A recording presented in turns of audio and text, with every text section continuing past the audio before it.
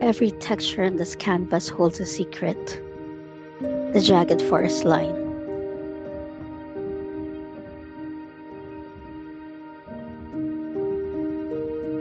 the fluffy cotton-like clouds,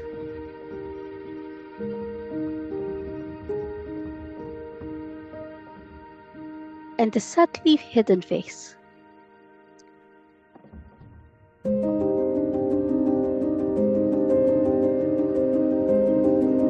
This is what self-preservation looks like when you finally stop running from your own burnout.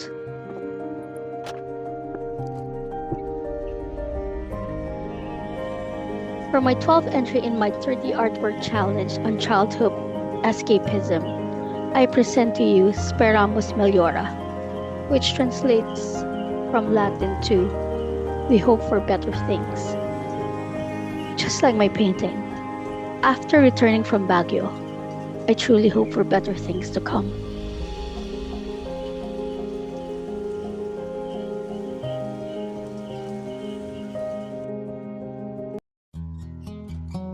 I returned to Baguio after 12 long years. My two friends Dale and Ellie, whom I haven't seen in 8 years, brought me to these mountains to escape survival mode. That is to stop worrying, stop working, and just breathe. I've set up my easel on the balcony, enjoying the cool breeze of Baguio as the last remnants of summer rainfall. The environment is actively shaping my palette, and I can't wait to finish this piece. Today I'm translating my entire childhood journey onto canvas. A piece like this couldn't have been painted in a cramped room. It needed the mountain breeze and the organic sounds of nature to awaken dormant senses.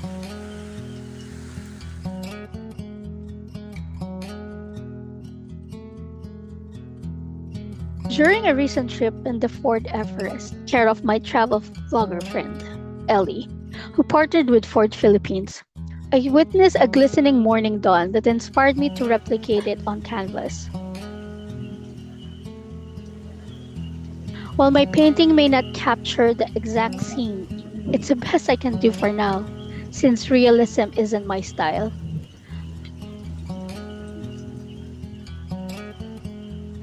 My aim is to translate and reimagine the calmness I felt as the sun broke over the horizon. The morning sky symbolizes hope. It serves as a reminder that despite the problems and difficulties of yesterday, waking up to a new day offers a chance to renew myself and strive to do better.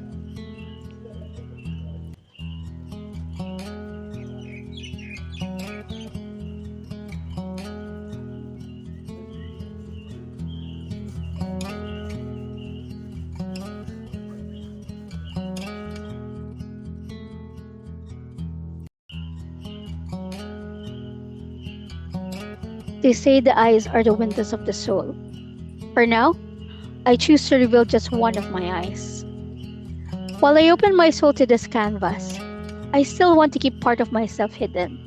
Not out of shame, but simply to maintain something that is solely mine. The core of this piece features my face, only partially visible, as a blooming sunflower grows from it.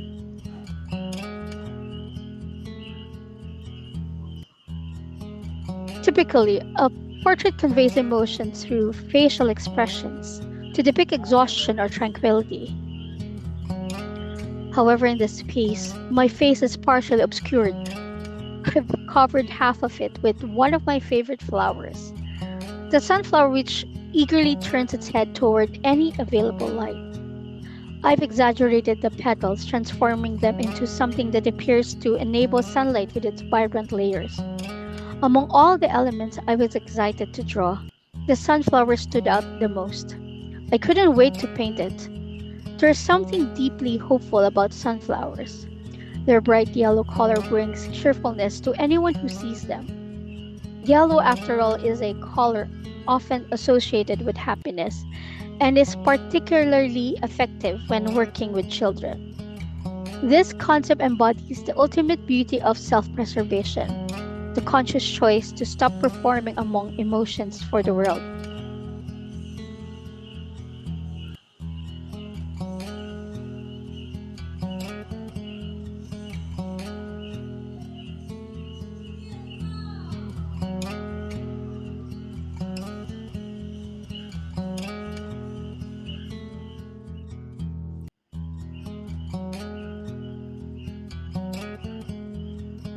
I originally wanted the background for the trees to be blue, but I realized that my head would appear to be floating for no reason. So I decided to create a shoulder, while the ground would resemble an off shoulder dress. I didn't mind the uneven pigment between my head and neck.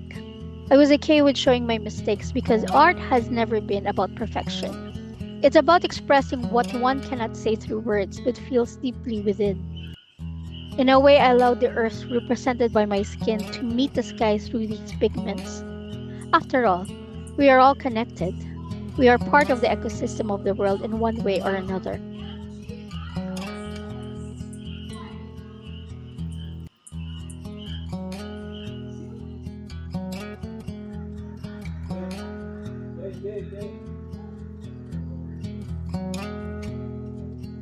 One of the signature styles I decided to incorporate as much as possible is the addition of mosaic and stained glass artwork. Inspired by my favorite metaphor, kintsugi, this technique highlights the beauty and brokenness. It shows that we can still be whole, not perfect, but whole, different, if not better, because we have been tested. And yes, like kintsugi, which means golden joinery in Japanese, and they don't hide the cracks. Instead, they highlight them.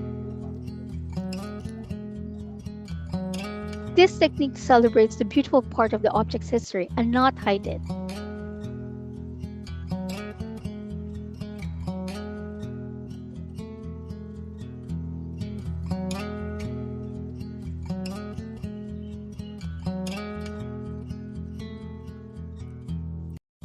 Rising from this textured background are the dark silhouettes of pine trees. Being in the wood of Camp Janhei, you come to understand that pines endure the harsh mountain storms because they know how to bend without breaking. This is step one in protecting your peace, learning to adapt to one's life's strong winds while keeping your roots firmly anchored.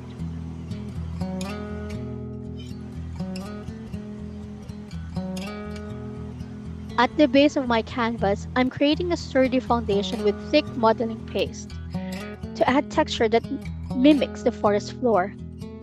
On top of this, I'm layering a vibrant mosaic of brushstrokes, of course, to represent the rich flora of the highlands. I aim for this canvas to evoke more than just colors. I, s- I want to smell the pine trees and feel the cool mountain breeze every time I look at it. Art captures a piece of the geography from which it originates.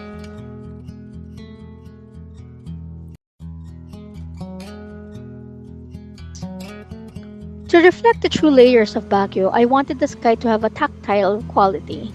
I'm gluing raw cotton fibers directly onto the painting. I found comfort in the company of those who truly understand me, allowing myself to fully bloom for my own sake. I want the clouds to extend beyond the frame, making them tangible like our memories, a rolling sea of white right beneath us. These cotton clouds symbolize softness, lightness, and the pure relief of finally shedding my anxieties and letting myself float above the noise with the friends that accepts me for who I am.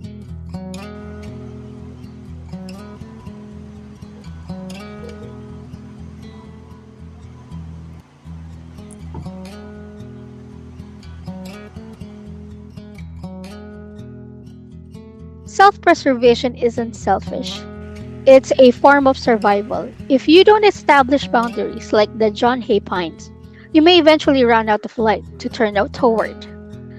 If you're watching this right now and feel trapped in a cycle of relentless work and constant worry, let this message be your cue to pause. You are allowed to take a step back. You have the right to protect your peace.